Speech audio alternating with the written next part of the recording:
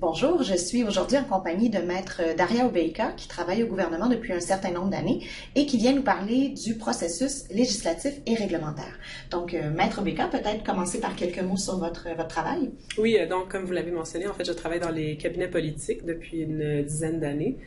Donc, sans aller dans le détail là, de notre travail quotidien, une de nos tâches, c'est effectivement de soutenir les ministres avec lesquels on travaille dans l'élaboration des orientations des projets de loi et ensuite de les accompagner dans le dépôt et les étapes subséquentes à l'Assemblée nationale.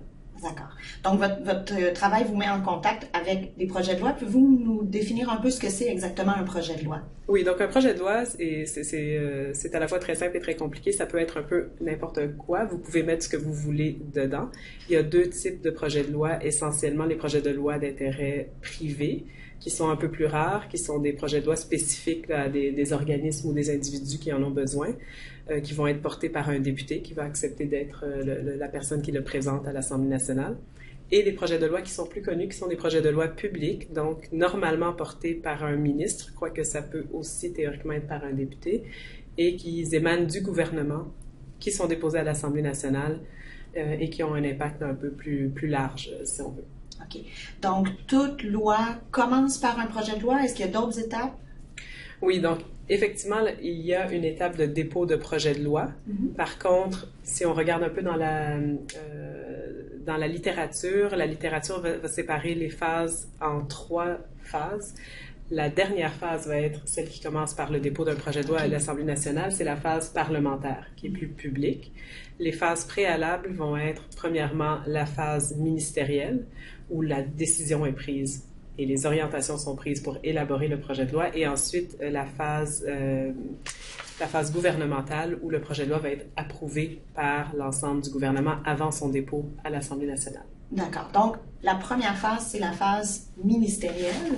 Pouvez-vous nous en parler un petit peu plus? Qu'est-ce qui se passe à cette phase-là? Oui, donc la phase ministérielle, la façon dont ça fonctionne au Québec, c'est qu'un projet de loi va être rédigé par le ministère qui en est porteur, par exemple en environnement. Ça va être des gens du ministère de l'Environnement qui vont rédiger le texte législatif, qui vont en discuter avec les équipes, avec l'équipe du cabinet du ministre également, qui va être le porteur, parce que le projet de loi, là, si jamais vous allez voir sur le site de l'Assemblée nationale, tout projet de loi est porté par un élu. Donc, sur la première page, on écrit le nom de la personne qui le porte. Donc, il y a des discussions à l'interne sur les orientations à inclure dans ce projet de loi-là et qui vont aboutir à un texte législatif et qui peut viser à répondre à plusieurs situations. Ça peut être une situation problématique qu'on constate dans la vie de tous les jours qui requiert une réponse législative.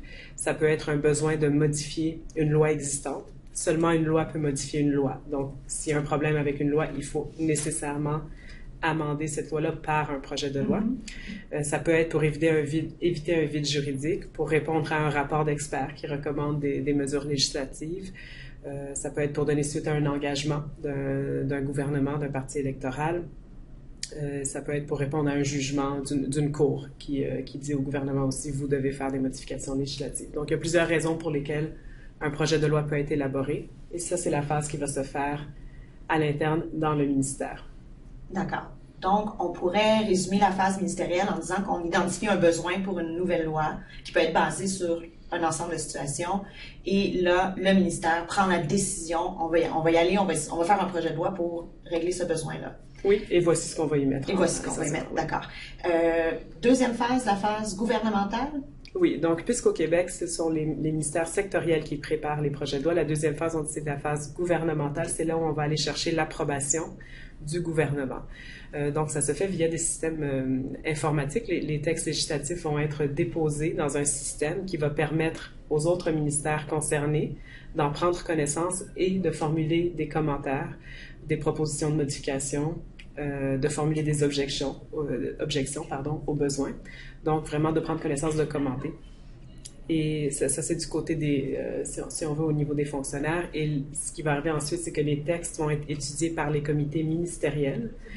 Donc, il y a des comités un peu plus sectoriels sur le développement économique ou bien sur le développement social. Il y a aussi le comité de législation sur lequel la ministre de la Justice, le ou la ministre de la Justice siège toujours et dont le mandat est de vérifier la conformité de la proposition législative, donc du texte du projet de loi, avec l'ensemble des lois existantes au Québec pour assurer une cohérence.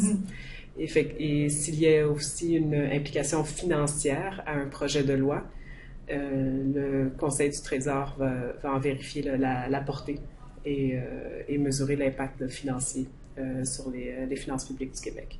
Et donc, au final, après l'ensemble de ces comités-là, le projet de loi va être étudié par le Conseil des ministres, où siège l'ensemble des ministres du gouvernement du Québec, et va requérir l'approbation du Conseil des ministres avant de pouvoir être déposé à l'Assemblée nationale. Ce qui nous mènerait à notre dernière étape. À la dernière phase, effectivement, qui est la phase parlementaire, qui va commencer par le dépôt du projet de loi dans la forme là, que le public connaît à l'Assemblée nationale. OK, d'accord.